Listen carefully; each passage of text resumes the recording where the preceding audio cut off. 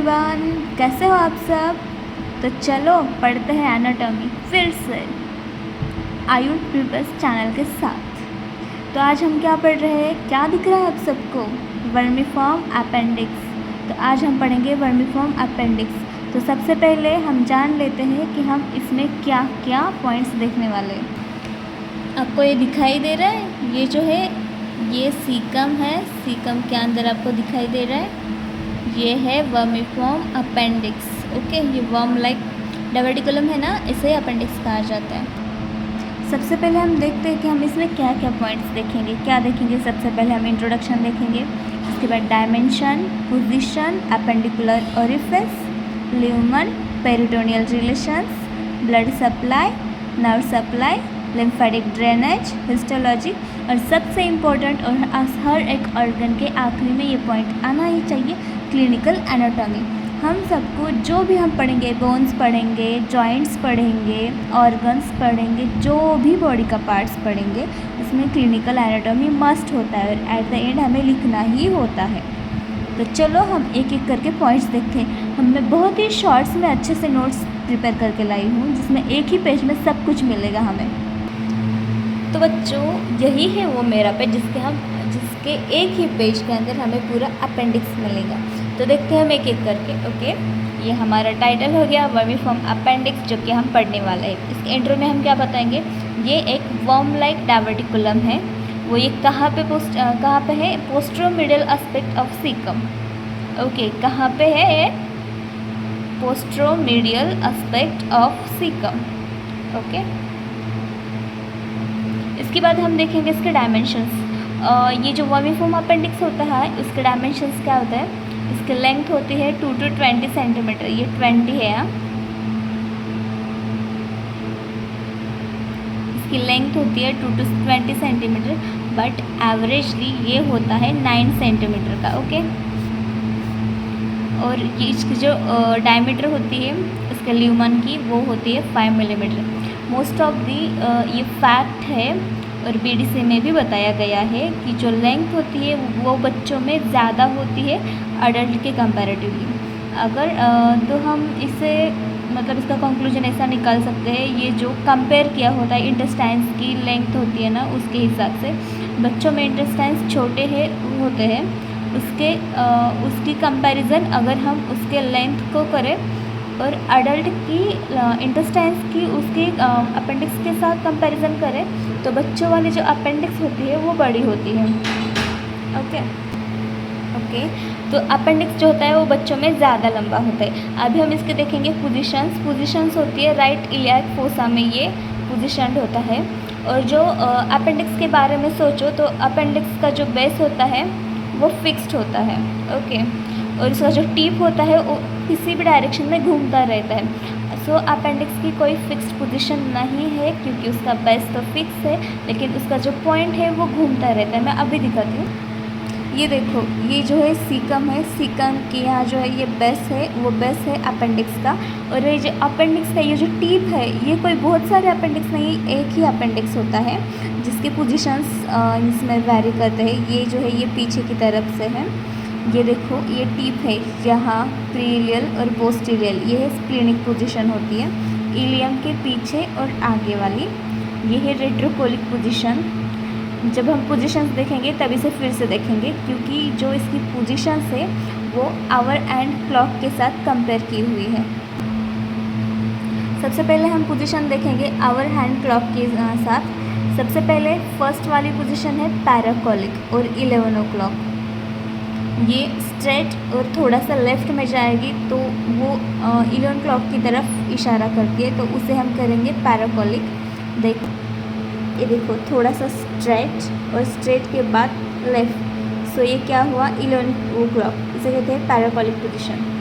यहाँ पर भी है पैराकोलिक, स्ट्रेट एंड थोड़ा सा लेफ़्ट, सो ये क्या है 11 o'clock पोजीशन पैराकोलिक। उसके बाद स्ट्रेट राइट एंगल बनाते हुए वो कौन सी है? रेट्रोकोलिक और 12 o'clock। ये 65% चांसेस है, ये जो सीकम के स्ट्रेट बिहाइंड होती है 65% चांसेस है कि अपेंडिक्स जो है सीकम के पीछे है।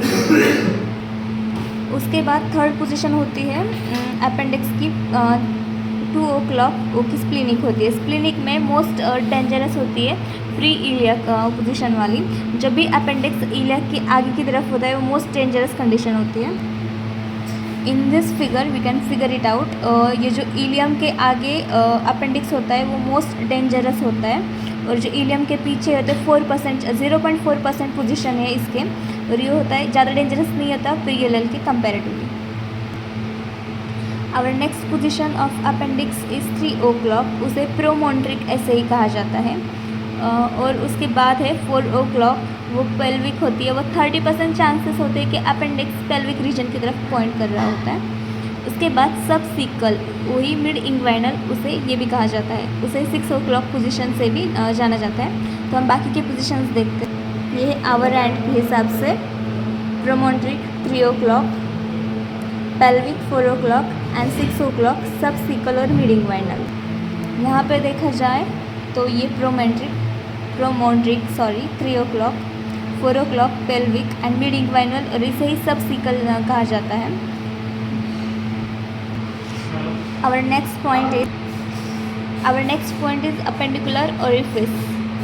Appendicular orifice होता है वो कहाँ पे सिचुएटेड है? पोस्ट्रोमीडियल एस्पेक्ट पे है, 2 centimetre below the ileocaecal wall. पहले हमने इंट्रो में देखा था, ये कहाँ है? इलियोसिकल वॉल के नीचे 2 सेंटीमीटर होता है। वैसे गार्ड कौन करता है? Wall of Carlach. ये सेमिल्यूनर शेप में होता है, याद रखना। इसके बाद हम देखेंगे ल्यूमन। अपेंडिक्स का जो ल्यूमन होता है वो स्मॉल है, पार्शली और completely obliterate after mid adult life. जो ल्यूमन होता है अपेंडिक्स का अडल्ट लाइफ के बाद धीरे धीरे किसी किसी इंसान में पूरे का पूरा गायब हो जाता है, लेकिन कोई कोई इंसान में थोड़ा थोड़ा बाकी होता है।